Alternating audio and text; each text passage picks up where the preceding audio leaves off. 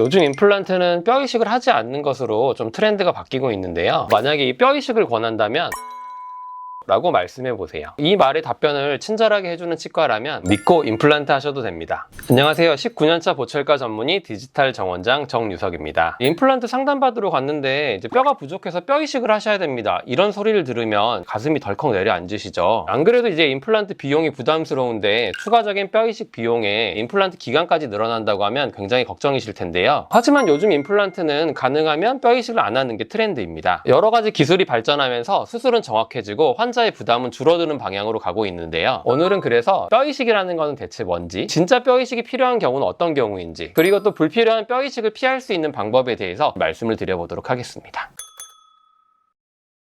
다들 이제 뼈 이식이라고 하면 단순히 빈 공간에 이제 뼈가루만 채워 넣는다 이렇게 좀 오해하시는 경우가 있습니다. 하지만 핵심부터 말씀을 드리자면 내 뼈가 아닌 거를 내 뼈로 바꾸는 과정이라고 보시면 될 것 같습니다. 이 영상을 보시면 쉽게 이해가 되실 텐데요. 임플란트를 심을 때 뼈가 부족한 경우에는 이런 식으로 인공적인 뼈를 이식을 하고 그 뼈가 흩어지지 않고 잇몸이 들어오지 않도록 저런 식으로 막을 이제 덮어주게 됩니다. 그리고 나서 이제 잇몸을 잘 꼬매주게 되면 이제 시간이 지나면 점점 뼈 세포들이 자라 들어오면서 하얀 색깔의 뼈 이식제가 나중에 이런 뼈 색깔로 바뀌었잖아요. 저런 식으로 단순히 뼈를 채우는 게 아니라 뼈가 아닌 게 내 뼈로 바뀌는 과정이라고 이해를 하면 좋을 것 같습니다. 근데 뼈 이식할 때 대체 어떤 뼈를 쓰는 건가요? 과거에는 이제 자가골이라고 자기의 뼈를 갖다가 뼈 이식을 해가지고 뒷부분에서 뼈를 떼기도 하고 여기 앞부분에서 잇몸을 열어서 뼈를 떼기도 했습니다. 하지만 요즘에는 자기 뼈를 갖다 이식하는 경우는 굉장히 큰 수술이 아닌 경우에는 별로 하지는 않고요. 보통 크게 세 가지 정도로 나눌 수가 있습니다. 첫 번째는 이제 기증받은 뼈를 이용을 하는 건데요. 동종골이라고 부르는 겁니다. 그래서 같은 사람의 뼈를 이용을 하는 거고요. 그런 뼈 같은 경우는 안쪽에 있는 세포를 많이 죽여가지고 깨끗하게 한 다음에 이제 이식을 하기 때문에 감염에 대한 부분은 우려를 안 하셔도 되고요. 두 번째는 다른 이제 동물의 뼈를 사용하는 경우도 있습니다. 이종골이라고 하는데요. 이제 보통은 소나 돼지 같은 이제 동물의 뼈에서 유래한 재료입니다. 요즘은 전 세계적으로 이런 이종골을 가장 많이 씁니다. 그러면 이제 원장님 그 동물 뼈인데 괜찮아요? 그렇게 걱정하시는 분들이 많은데요. 면역 반응을 일으킬 수 있는 그런 물질을 다 제거한 다음에 그 뼈대만 쓴다고 보시면 되거든요. 그렇기 때문에 걱정을 안 하셔도 됩니다. 마지막으로 세 번째는 합성골입니다. 연구실에서 만든 물질인데요. 이거는 합성 화학 물질로 만들기 때문에 감염의 위험이 전혀 없습니다. 그럼 이제 어떤 뼈를 언제 써야 되냐 궁금해 하실 수 있는데요. 자기 뼈를 갖다가 떼서 쓰는 경우에는 아까도 말씀드렸다시피 굉장히 많이 만들고 하는 경우 아니면 잘 쓰지 않는다 그랬잖아요. 왜냐하면 수술을 2번이나 해야 되고 굉장히 아프기 때문에 많이는 안 하는 추세고요. 뼈가 형성이 되려면 그래도 이제 동물뼈보다는 이제 기증받은 뼈가 좀 유리하기 때문에 뼈가 잘 돼야 되는 부분은 동종골, 사람에게 기증받은 뼈를 사용을 하고요. 동종골은 대신에 흡수가 빠르거든요. 그래서 뭔가 바깥쪽에 심미적으로 커버를 하는 경우에는 동종골은 좀 없어지는 경우가 많아서 없어지면 안 되는 부위는 이제 이종골을 많이 사용을 하게 됩니다. 그리고 마지막으로 합성골 같은 경우는 동종골이나 이종골보다는 조금 더 성능은 떨어지지만 감염의 위험성이 없고 하기 때문에 이제 많이 구덩이가 파여 있다거나 그렇게 어렵지 않은 경우에는 합성골을 사용을 하기도 합니다.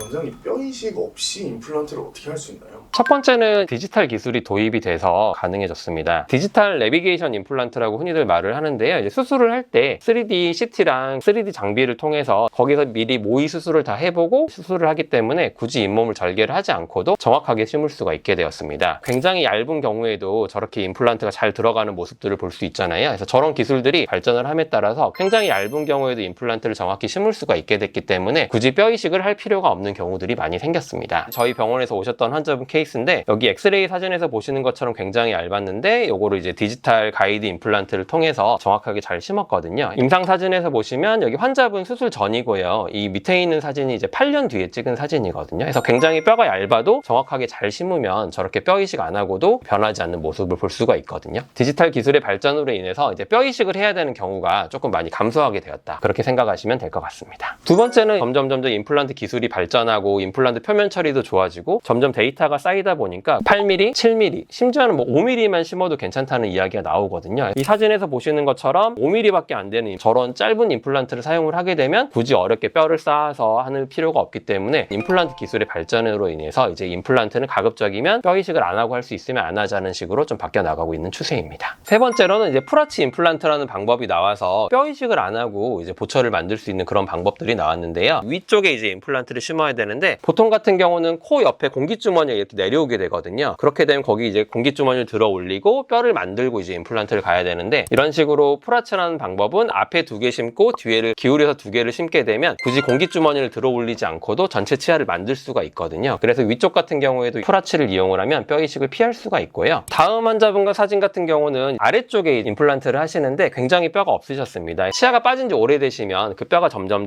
내려가서 이제 신경이랑 거의 딱 달라붙어 있거든요. 그래서 그런 경우에는 임플란트를 심기가 힘든데 앞쪽은 보통 이제 뼈가 어느 정도 있거든요. 그래서 이분도 앞쪽에다 2개 심고 기울여서 2개 심어가지고 신경의 주행을 피해가지고 임플란트를 심었습니다. 그래서 이런 방법들이 점점 나오다 보니까 뼈 이식을 피할 수 있으면 피하자의 추세로 가고 있습니다. 그렇지만 이제 뼈 이식도 꼭 해야 될 때가 있는데요. 바로 그 상악동 거상술이라는 건데요. 여기 환자분 사진에서 보시는 것처럼 치아를 뺀 지 오래되면 공기주머니가 점점 내려오게 되거든요. 여기 CT 사진에서 단면을 보면 표시된 부분이 뼈인데 뼈가 굉장히 1~2mm밖에 안 되는 모습을 볼 수 있습니다. 그래서 저런 경우에는 임플란트를 심고 싶어도 짧은 임플란트 5mm짜리도 지금 못 심을 상황이잖아요. 저렇게 되면 공기주머니를 들어 올려서 뼈 이식을 하고 이제 임플란트를 심게 됩니다. 그래도 좀 다행인 게 과거에는 이렇게 얇은 뼈라면 무조건 잇몸을 열어서 뼈 이식을 하는 게 거의 대부분이었거든요. 하지만 점점 뼈 이식제가 젤리 같은 타입의 그런 뻐티 타입의 본이 나오고 그다음 뭐 덴샤버라든지 뼈를 이렇게 밀어서 들어 올리는 그런 시스템이 나오면서 여기 환자분 사진에서 보시는 것처럼 굉장히 얇았지만 잇몸 절개를 하지 않고 저렇게 구멍만 뚫어서 이제 공기주머니를 들어 올리기도 하거든요. 그래서 그런 부분에 대한 염려는 조금 덜으셔도 좋을 것 같습니다. 두 번째로 이제 뼈 이식을 많이 하게 되는 경우가 정말 안 좋아서 이제 뼈가 많이 주저앉은 케이스는 임플란트를 심었을 때 나사가 보이게 되면 까맣게 잇몸이 비쳐 보이게 됩니다. 그래서 이런 경우에 심미적으로 보이지 않도록 뼈 이식을 하고 거기를 백업을 해줘야 되는데요. 그래서 이런 경우에는 저희도 이제 뼈 이식을 하고 있습니다. 하지만 이제 과거와는 달리 이런 임플란트 뼈 이식을 할 때도 가이드를 이용을 해서 임플란트를 먼저 정확하게 심어놓고 그 다음 이제 잇몸을 열어서 살짝 뼈 이식을 하는 추세거든요. 그래서 앞니 이런 데가 보일 것 같다. 그럼 심미적인 거를 커버를 하기 위해서 뼈 이식을 하기도 하고요. 세 번째는 이제 완전히 뼈가 무너진 경우입니다. 뼈가 너무 이제 수평적으로 수직적으로 너무 많이 내려앉아서 짧은 임플란트조차도 심을 수가 없는 상황인데요. 이런 경우에는 딱딱한 티타늄으로 된 그런 틀 같은 거를 이용을 해서 뼈를 많이 만들어 놓고 이제 한참 지난 다음에 한 6개월 이상 기다렸다가 임플란트를 하기도 합니다.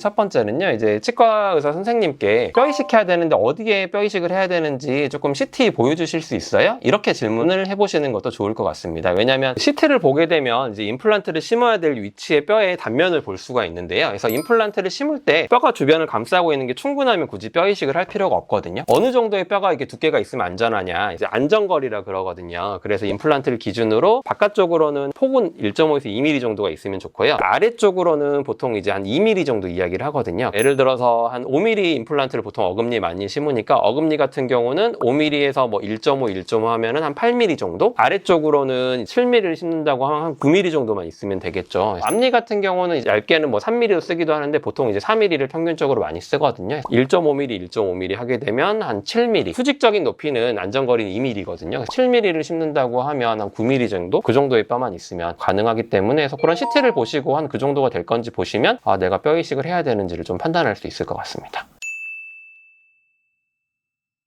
오늘 이제 어쩔 때 뼈 이식이 필요한지, 뼈 이식을 할 때는 어떤 부분을 조금 보면 되는지, 그 다음에 뼈 이식이라는 무엇인지에 대해서 좀 말씀을 드렸고요. 관련해서 또 궁금한 내용이나 그런 게 있으시다면 댓글 남겨주시면 제가 친절히 답변 드리도록 하겠습니다. 지금까지 디지털 정원장 정유석이었습니다. 감사합니다.